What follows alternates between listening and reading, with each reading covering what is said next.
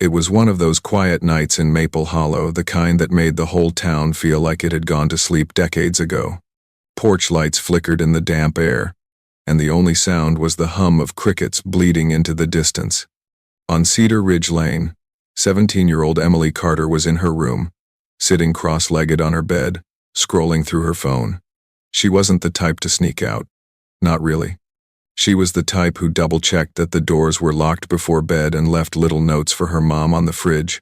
But that night, something changed. At 11:42 p.m., her mother, Diane, half asleep on the couch, heard her phone buzz once, twice, 3 times. Then the sound of Emily's door opening softly, followed by footsteps creaking across the hallway floor.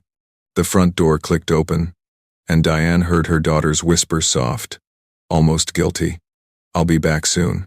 By the time she sat up and looked toward the front entryway, the door had already closed. A faint glow from the porch light spilled across the kitchen floor.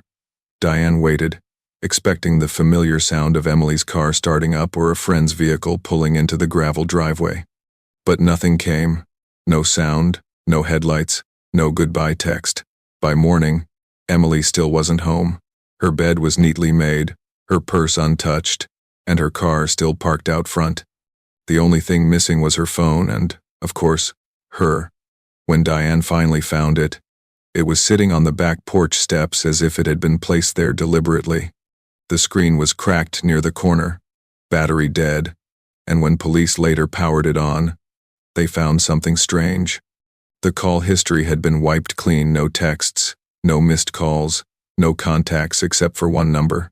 A single outgoing call, time-stamped 11:41 p.m., made to an unregistered prepaid cell phone. No owner, no records, no trace. By noon, officers from the Maple Hollow Sheriff's Department were at the house. They took statements, photographed the back porch, and sent the phone off for digital analysis. Diane, pacing in the kitchen, told them about the whisper, about the way Emily's voice had trembled like she was nervous but not afraid, just uncertain. Detective Ray Henson, a 30-year veteran who had seen his share of teenage runaways and domestic cases, tried to stay objective. He asked about boys, recent arguments, possible drug use. Diane shook her head through tears. Emily wasn't rebellious. She worked part-time at a bakery, volunteered at the library, and was saving for community college. She'd never just vanish. The first 24 hours passed with no contact, no sightings. Officers checked local hospitals, jails, and nearby counties. They even pinged the prepaid number, but the signal went dead within 2 hours of the call somewhere near an old stretch of logging road north of the river. It was remote, dense, and largely unused except by hunters and utility trucks. By the second day, flyers were printed.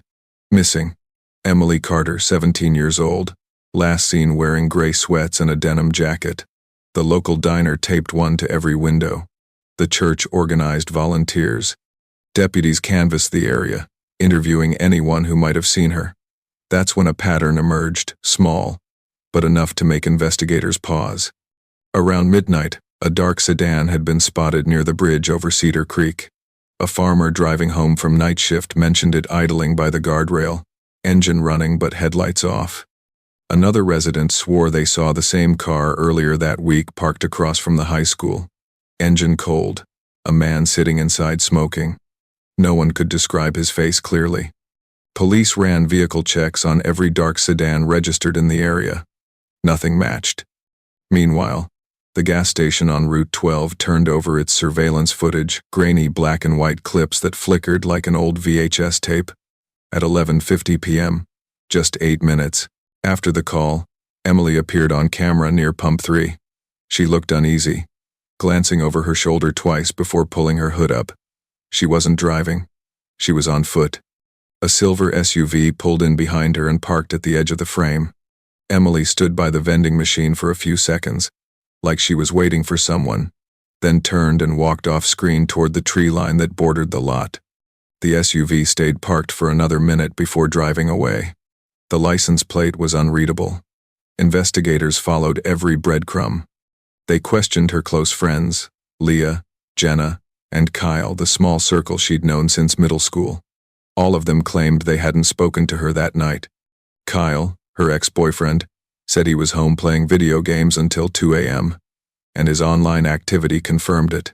With every dead end, the sense of unease deepened. The phone records went nowhere, the surveillance footage too unclear. It felt like someone had erased her trail, deliberately. By the end of the first week, search parties expanded into the nearby woods, dragging the creek, scouring, logging trails, even sending drones over the valley. Helicopters circled with infrared cameras. Still nothing. Diane, exhausted and pale, refused to leave her daughter's room. She said it still smelled like lavender shampoo. She left the lamp on every night, in case Emily came home. When the local news aired the story, the town seemed to collectively stop breathing. Maple Hollow had never been the kind of place where girls disappeared. And yet, under the surface, there were whispers, rumors of a stranger asking about directions days before she vanished, a vehicle with out-of-state plates parked at the motel, a possible link to another missing girl 2 counties over. But none of it fit neatly. Each lead dissolved the moment investigators reached for it. The police chief held a press conference a week later. Behind him, Emily's school, photo bright smile, blue eyes, freckles, was pinned to a board surrounded by maps and evidence tags. "We are treating this as an active abduction case," he said. "We urge anyone who may have seen a dark-colored sedan or silver SUV near Cedar Creek the night of September 19th to come forward." The announcement lit up local social media groups. Dozens of supposed sightings poured in, people sure they'd seen her at a rest stop, on a highway, even outside a Walmart 2 states away. Each one led to nothing. By the second week, national attention had faded. Bigger stories took over, and Emily's case quietly slipped into the long, gray backlog of unresolved files. Still, Diane refused to stop searching. Every Friday, she drove the stretch of road where the phone pinged last, leaving a flower on the guardrail. She told herself that her daughter wasn't gone, just waiting to be found. In the early mornings, before dawn, she'd stand on the porch and look toward the woods, listening for footsteps that never came.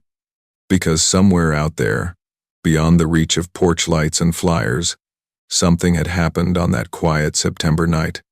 And if you believe the people who still remembered her, it all began with that one call, that whisper, "I'll be back soon." But Emily Carter never came back. And in the weeks that followed, Maple Hollow would learn that sometimes the scariest part of a disappearance isn't what you find, it's what you don't. And this was only the beginning. For the next 2 weeks, Maple Hollow transformed from a quiet Appalachian town into the center of a desperate search effort. Every morning, just after sunrise, you could see volunteers lining up at the old high school parking lot. Locals, church groups, off-duty deputies, even kids who had gone to school with Emily Carter. They showed up in flannel jackets and work gloves, clutching thermoses of coffee, waiting for instructions. The sheriff's department mapped out grid searches across 20 miles of forest and farmland, spreading out in long, uneven lines through thick brush and rocky hollows. The hum of drone rotors filled the air as aerial units scanned from above, cameras sweeping through the treetops. Search dogs were brought in from Asheville, their handlers quiet and focused as they followed faint scent trails that seemed to vanish into the woods. The command post radio crackled constantly, possible footprints by the riverbank, a patch of disturbed soil near the quarry, a sweater caught on a branch. Every lead felt promising. Everyone led nowhere. By the third day, a storm rolled in from the west, washing away much of what little evidence they might have had.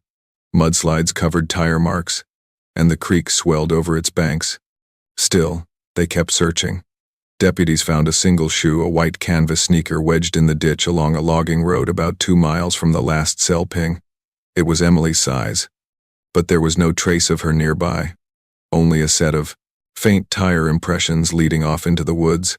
Investigators theorized she had gotten into a vehicle willingly. Maybe someone she knew, maybe someone pretending to be. But who that person was and what she was doing out there that late remained unclear. Detectives worked around the clock, chasing anything that might bring them closer. They questioned her boyfriend, Kyle, again and again. He was 19, soft-spoken, with an alibi backed by online activity and friends in a late-night gaming session. Still, his name stayed pinned on the caseboard longer than most. Then there was the drifter, a man spotted at a rest stop off Route 74 a few days before Emily disappeared. He'd been seen talking to young women and sleeping in his car. When they tracked him down in Tennessee, he had nothing linking him to her. The theories started to splinter. Some said she'd been abducted by a stranger. Others whispered that she ran away. A few claimed she might have met someone online. But the ones who knew her best refused to believe it. Emily had no secret life, no hidden phone, no reason to vanish. Forensic teams combed through her phone data, her laptop, even her social media. They found nothing unusual, no messages, no warnings, no sign of planning. It was as if she had simply stepped outside and been erased from the world. Within a week, state police were called in. Helicopters flew grid patterns over the mountains. Dive teams searched the deeper sections of Cedar Creek. The FBI offered limited assistance, analyzing the prepaid phone records. But the signal had gone dead too quickly, bouncing off a single tower before disappearing entirely. It was like chasing a ghost through static. The town felt smaller as the search dragged on. Businesses closed early, and parents refused to let their children walk home alone. The diner where Emily used to work set a small candle by the register. A note taped to the door read, "Come home soon, Em." By the 10th day, fatigue began to set in. Volunteers dwindled. Reporters came and went. The once hopeful search began to take on a quieter, heavier tone. People stopped expecting good news, they just wanted answers. Then came a lead that briefly reignited hope. A trucker passing through claimed he saw a girl who looked like Emily at a rest stop near Raleigh. Detectives raced to pull security footage, and for a moment, it seemed they might have found her. The girl on the video did look like Emily, same hair, same build, but when they zoomed in, it wasn't her. Another stranger, another false lead. The search expanded, then contracted. The drone flight stopped. The checkpoints closed. By the end of the second week, all that remained was an empty field littered with discarded water bottles and caution tape fluttering in the wind. Detective Henson, the lead investigator, admitted to Diane privately that they were running out of leads. He said the case would remain open, but with no new evidence, active. Searches would have to be suspended. She nodded but said nothing. That winter, Maple Hollow went back to normal at least. On the surface, kids went back to school, the bakery reopened, and the chatter at the diner slowly shifted back to football and weather. But something underneath had changed. There was a kind of watchfulness in the air, as if everyone was waiting for the other shoe to drop. Diane refused to move anything in Emily's room. Her backpack still leaned against the desk, half-zipped. The last book she'd been reading sat open on her nightstand, page corner folded. Diane would sit there most nights, tracing her daughter's handwriting on old notes and school papers. Some nights, she'd swear she heard footsteps on the porch, soft, hesitant, like someone was deciding whether to come inside. The media attention faded quickly. By October, Emily's case had already been pushed aside by another missing person story out of Atlanta. National coverage turned to a string of abductions in the Midwest, and Maple Hollow's tragedy became just another headline in a list of unresolved disappearances. By Christmas, no one expected new developments. The search fund ran out. The hotline went quiet. The official case status was changed to inactive pending new evidence. But every September, on the anniversary of her disappearance, the community still gathered at the trailhead near Cedar Creek. They lit candles, read her name aloud, and tied yellow ribbons to the trees. The vigils grew smaller each year, the faces older and more tired. But Diane never missed one. She'd stand near the front with a framed photo of her daughter, the glass fogged by her breath, waiting through the silence as though listening for something only she could hear. By the 9th vigil, her hair had gone gray. The lines around her eyes had deepened. People whispered about how strong she was, how she'd never given up hope, but they didn't see what happened the night after that. Vigil ended. when she came home to a dark, empty house. She stood outside Emily's bedroom door for a long time, hand on the light switch, just staring inside. The air was still, undisturbed, exactly as it had been for years. Then, for the first time since the night Emily vanished, Diane reached for the switch and turned the light off. The room fell into shadow, and in that darkness, it wasn't closure she felt. It was surrender, the quiet, exhausted kind that comes when hope finally gives up its fight. What she didn't know then, what no one could have known, was that 9 years later, a hunter would walk those same woods near Cedar Creek and find something buried beneath the soil that would change everything. 9 years is a long time to live without answers. In Maple Hollow, life had kept moving, but the name Emily Carter still hung in the air like unfinished business. The posters had faded, the ribbons were gone, but every now and then, someone would mention her in passing at the diner, the post office, the church steps. People lowered their voices when they did, like saying her name out loud might disturb something best left alone. By 2018, most of the original investigators had either retired or transferred. The case file, 4 binders thick, stuffed with dead leads and weathered photographs, sat in a back room at the sheriff's office. But that fall, a new cold case task force was formed at the county level, funded by a grant for unresolved disappearances. Among the cases selected for review was Emily Carter's. Detective Aaron Walker took it personally. She was 35, sharp, methodical, and had grown up 2 towns over. She remembered the news coverage back when she was in high school, the missing posters, the candlelight vigils, the photo of the smiling girl with freckles and blue eyes. She started by pulling everything from the original investigation, crime scene reports, cell records, witness statements, and looking at them through the lens of modern technology. In 2009, cell phone tracking had been crude. Now, with newer triangulation software, she could narrow the old signal data down to within a few hundred yards. When she did, something jumped out. The prepaid phone that called Emily that night had gone dark near a remote section of woodland, just north of Old Ridge Preserve. The same general area where her sneaker had been found. It wasn't proof of anything, but it was enough to reopen a few wounds. Walker requested permission to re-interview everyone connected to the case. Some were reluctant. Others seemed grateful someone was finally paying attention again. Kyle, the ex-boyfriend, was married now with a child. He told her he still thought about Emily sometimes. He said he'd always blamed himself for not calling her that night, even though they hadn't spoken in weeks.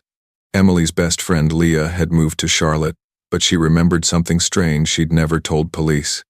A week before Emily disappeared, she'd mentioned getting weird texts from an unknown number, things like, "Do you trust me?" and "You'll understand soon." Emily had brushed it off, thinking it was a prank. Those texts were long gone, but the memory stuck. Walker added it to her notes. Online, the case had taken on a life of its own. A podcast called Unsolved South did a 3-part special on it, pulling in old newspaper clippings and interviews. Armchair detectives on Reddit dissected every known detail, creating theories that ranged from plausible to outlandish. Some believed Emily had been abducted by a truck driver who passed through town regularly. They found a record of a freight hauler who'd worked the route between Asheville and Raleigh during that time and who'd later been arrested for assault in another state. Others pushed the idea of a cover-up, a deputy's son, or a local man with connections, someone who knew the woods well enough to hide something permanently. But the one that haunted Diane the most was the theory that Emily had run away. She hated that one. It suggested choice. It suggested her daughter had turned her back willingly. She couldn't accept that. Every year, Walker and her small team revisited the evidence, pulling fibers, reprocessing DNA from the shoe, even testing a hair found near the guardrail. Each time, the results came back inconclusive. No new matches, no breakthroughs. The case refused to move forward. Then, in the spring of 2019, something unexpected happened. A volunteer firefighter found an old tarp and what looked like decayed fabric deep in the woods near Old Ridge Preserve while clearing debris after a storm. He didn't think much of it at first until he noticed what looked like a strap or a zipper buried underneath. Deputies were dispatched to the location, and when they began to dig, they found a half-collapsed lean-to made from rotted wood and metal sheets. Inside was a tangle of debris, an old camping lantern, a crushed soda can, bits of clothing, and a rusted bicycle frame. The air around it smelled of decay and wet earth. Walker was on scene within hours. She recognized the location immediately from the cell tower map she'd reconstructed months earlier. It was inside the radius of the last ping. The items were photographed, catalogued, and sent for analysis. Among the debris, a torn piece of denim stood out.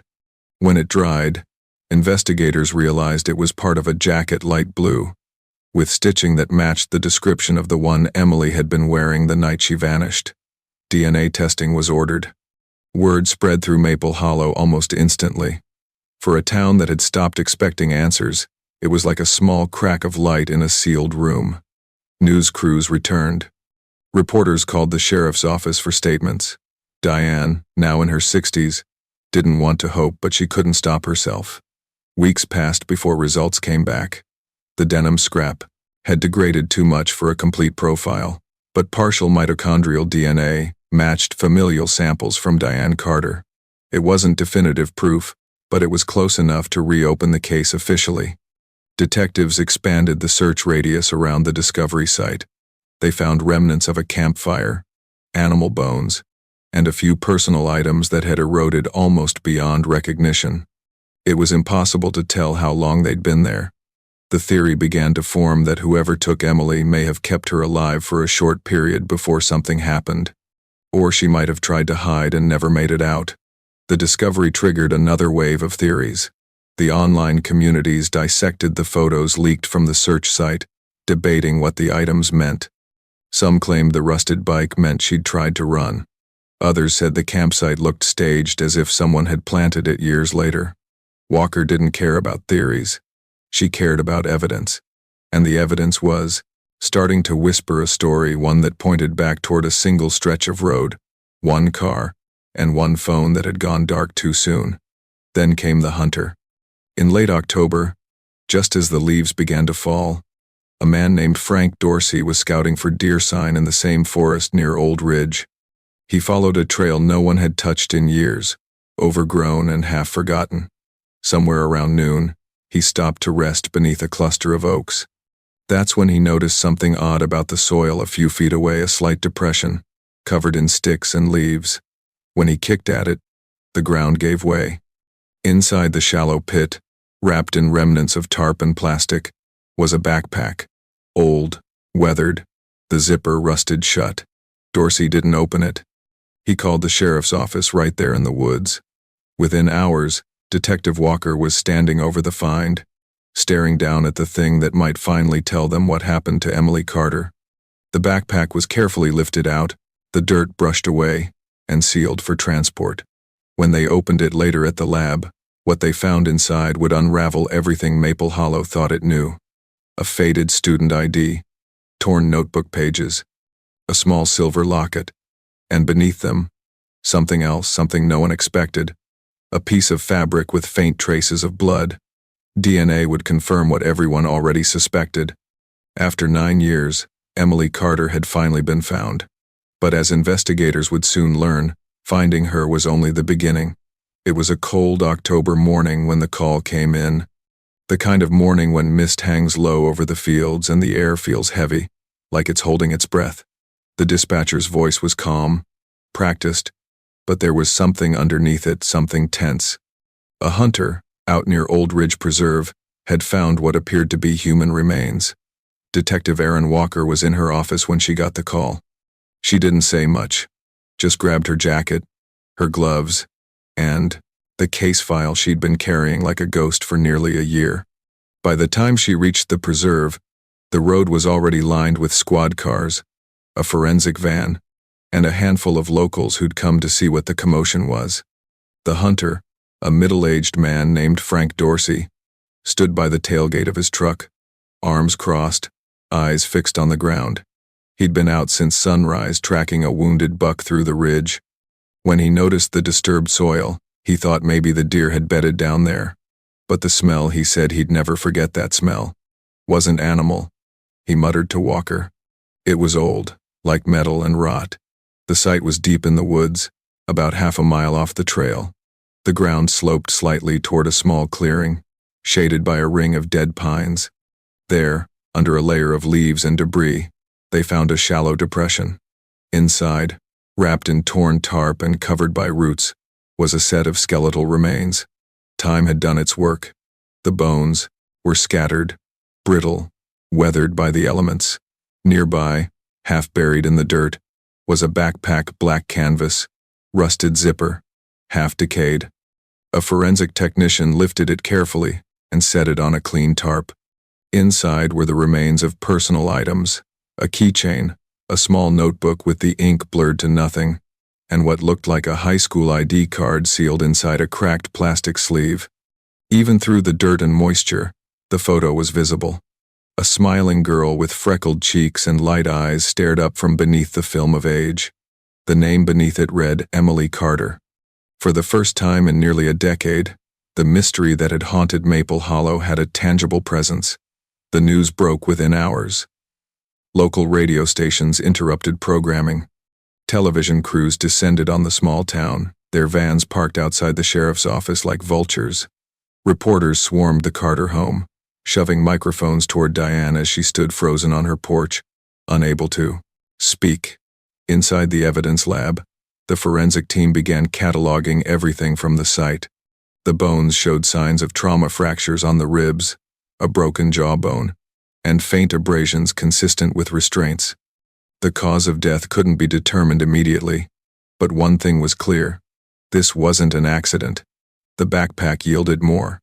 Tucked inside a torn lining was a crushed, disposable cell phone, corroded but still identifiable by its serial number. When Walker sent it for analysis, the results stopped her cold. The phone's prefix matched the unregistered prepaid number that had called Emily on the night she vanished.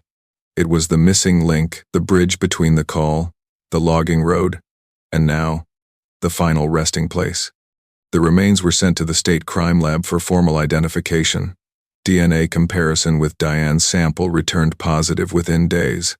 It was her, Emily Carter, officially confirmed after 9 long years of waiting. Walker went to Diane's house herself to deliver the news.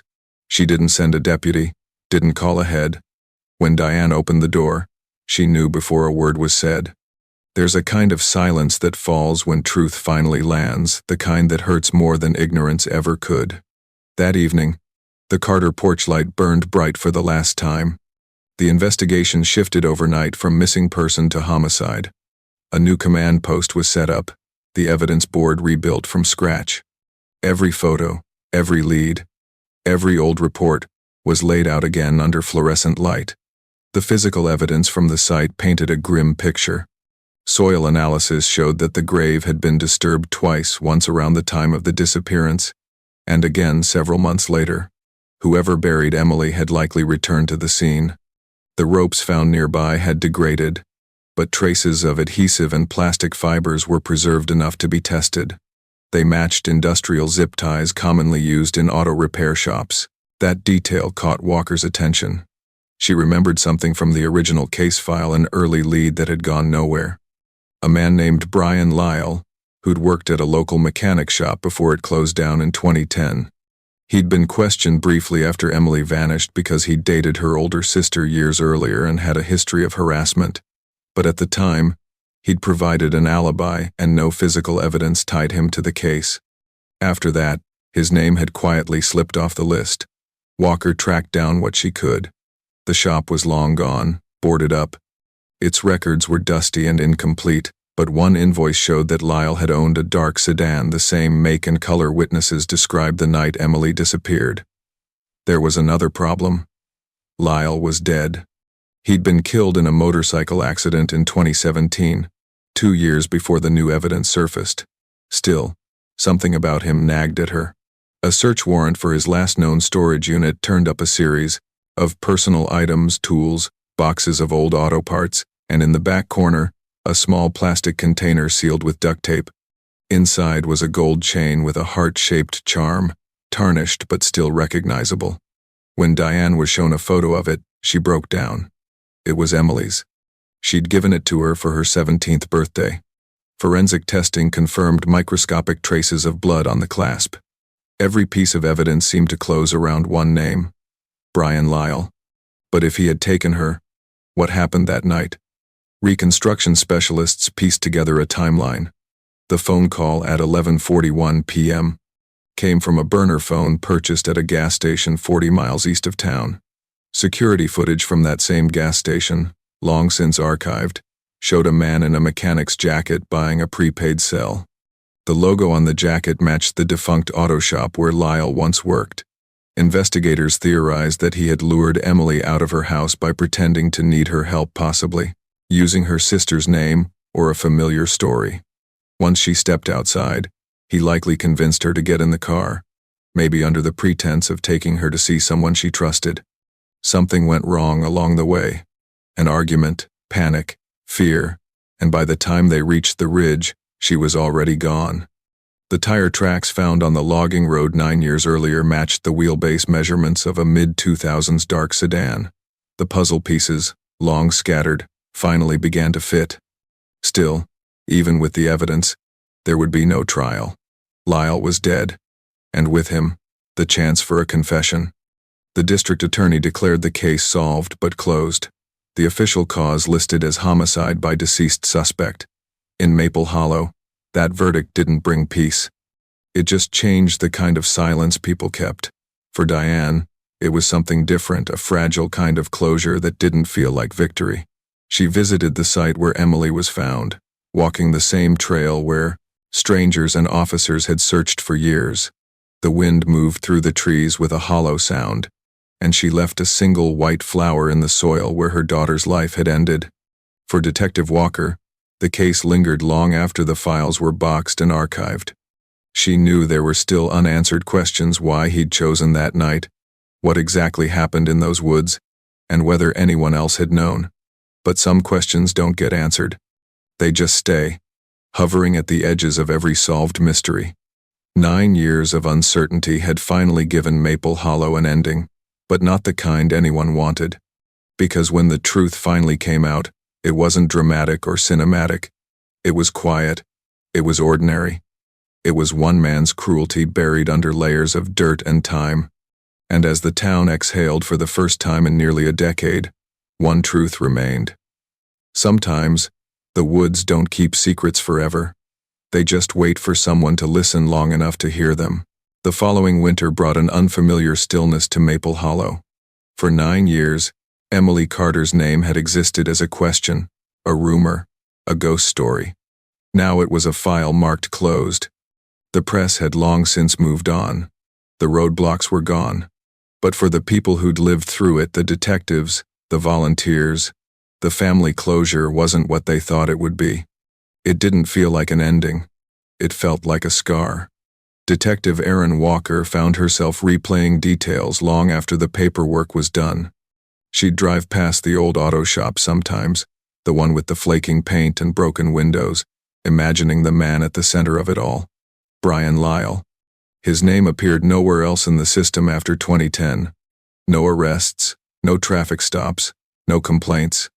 He'd lived quietly, then died quietly, his secret buried until a storm loosened the soil years later. The investigation had proven enough to satisfy the law, but not the heart. What haunted Walker was how close they'd been all along, how one forgotten name, one misfiled lead, had kept the truth buried for almost a decade. When she'd gone through the original interview notes, she saw that Lyle had been questioned only once, for less than 15 minutes. He'd come off as polite, cooperative, said he hadn't seen Emily in years. At the time, his alibi checked out. He'd been at a friend's house working on a car that night. No one had verified what time he left. It was the kind of small oversight that breaks an investigation, and no one ever knows until it's too late. Walker met with the state crime lab one final time before the case was archived. The DNA evidence from the locket, the binding fibers, and the recovered cell phone all confirmed indirect ties to Lyle. The statistical probability was overwhelming. Still, the absence of a confession meant she had to build the story through fragments: surveillance footage, purchase receipts, old witness statements, and the psychology of someone who'd already escaped scrutiny once. In her report, she reconstructed that night in the most likely sequence. Lyle, obsessed and angry after being rejected by Emily's older sister, had begun watching the family showing up at her workplace, leaving anonymous notes. When that didn't get attention, he found a way to reach Emily instead. He bought a prepaid phone at a gas station 40 miles away, called her from it, and pretended to be someone she trusted, perhaps even her sister. That call lasted 43 seconds. Then she walked out the door. He likely met her near the creek, where the tire tracks were found, under the pretext of giving her something or delivering a message. When she hesitated, something in him snapped. In a panic, he drove her into the woods, where it ended. The broken ribs, the fractures, the bindings, all of it fit the profile of a confrontation that spiraled into violence. It wasn't cinematic. It wasn't even complicated. It was just human ugliness, buried under years of silence. When Walker shared the final findings with Diane, there were no tears left to shed. They sat across from each other in the small interview room, papers spread out between them, and for the first time, Diane looked tired, not the kind of tired that sleep could fix, but the kind that comes from carrying grief too long. She said she wasn't angry. She just wanted to know if her daughter had suffered. Walker didn't answer right away. The truth would have been crueler than silence. After that meeting, Diane stopped speaking to reporters entirely. She never sought interviews or attention. She went to the cemetery once to oversee the placement of a small headstone, simple, white marble, engraved with Emily's name and the words, "Finally home." After that, she stayed away. But she did visit the woods. Alone, on an overcast day in early spring, she walked the narrow trail that led to the site. There was nothing to mark it now, no caution tape, no evidence stakes, just a quiet patch of earth beneath the pines. She sat there for a long time, her hand resting on the cold soil, whispering something no one else could hear. Back in town, people still spoke about the case when they thought no one was listening. They wondered if there had been others, if Lyle had hurt someone before, or if someone had helped him. Some claimed they'd seen a second car near the ridge that night. Others said he'd been seen arguing with a man behind the old auto shop days before he vanished from town. None of it was ever proven. Theories filled the gaps where evidence ended. That's how small towns keep their ghosts alive. Walker eventually moved on to other cases, but she couldn't shake this one. She'd wake up sometimes thinking about the moment the hunter had called in, the way a random step in the woods had undone 9 years of uncertainty. Fate, chance, whatever you call it, it always felt like the forest had chosen when to tell its story. Months later, she received a package from the Carter family. Inside was a thank you note in Diane's handwriting and a small photograph of Emily at age 10, holding a puppy in the front yard. On the back, a line was written in blue ink. "You gave her back to me." Walker kept it in her desk drawer. She told no one. Meanwhile, the town of Maple Hollow tried to move forward, though traces of the case lingered everywhere. The old bridge by Cedar Creek, where people once left flowers, was torn down and rebuilt. The auto shop lot was bulldozed. A new diner opened across from the high school, with a wall of framed photos honoring those lost and found. Emily's picture hung in the center, her smile frozen in time. Yet every fall, when the leaves turned and the fog settled low over the mountains, someone would find a single white flower placed on the trailhead near Old Ridge Preserve. No one ever saw who left it. Some said it was Diane. Others thought it was one of the volunteers from those early search days. It didn't matter. What mattered was that, even in silence, she was remembered. In the official record, the Emily Carter case ends there. Cause of death: homicide. Suspect: deceased. Case closed. But in the minds of those who had lived it, it wasn't an ending.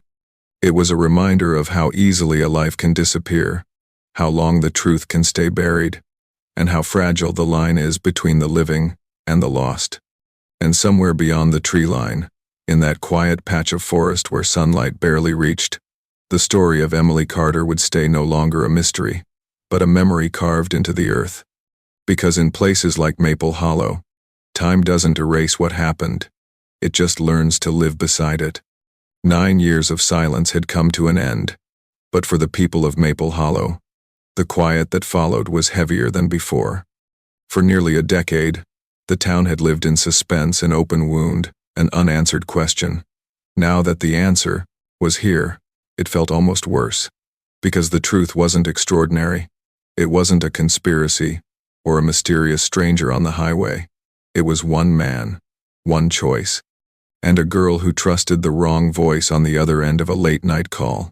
Detective Erin Walker wrote her final report in December, summarizing the evidence that had finally closed the case.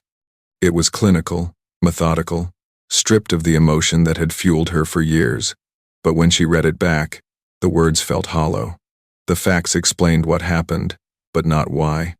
And there was something unbearable about that after all the searching, all the science, the maps, and the interviews, no one could ever truly say why a man like Brian Lyle had fixated on a teenage girl, or why he'd hidden her body in a place so quiet even the forest forgot.